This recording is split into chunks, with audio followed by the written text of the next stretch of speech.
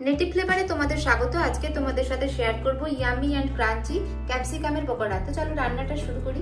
আমি এখানে একটা বোল নিয়েছি, এরপরে আমি এর মধ্যে দেব 1 বাটি মতো বেসন, দেব হাফ বাটি চালের গুঁড়ো,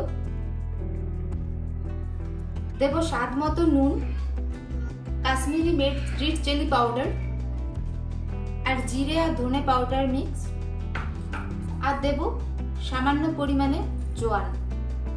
এটা আমি একটু গুলে নেব বা ব্যাটারটা তৈরি করে নেব। আর ক্যাপসিকামগুলো আমি এইভাবে কেটে রেখেছি, দেখো একটু লম্বা লম্বি ভাবে। তোমরা চাইলে কুচো কুচো করেও কাটতে পারো, আমি এখানে লম্বা লম্বি ভাবে কেটে রেখেছি। খুব সামান্য পরিমাণে জল দিয়ে আমরা ব্যাটারটাকে তৈরি করব, যাতে বেশি জল না হয়ে যায় সেদিকে একটু খেয়াল রাখতে হবে। অল্প অল্প জল দিয়ে ব্যাটারটাকে তৈরি করতে হবে।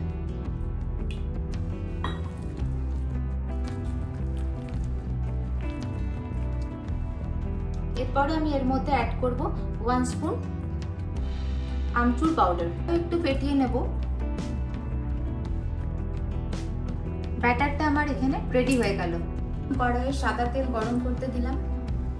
ক্যাপসিকামগুলোকে আমি এই লম্বা লম্বি ভাবে কেটে রেখেছি, এগুলোকে আমি বেসনে ডুবিয়ে ফ্রাই করব।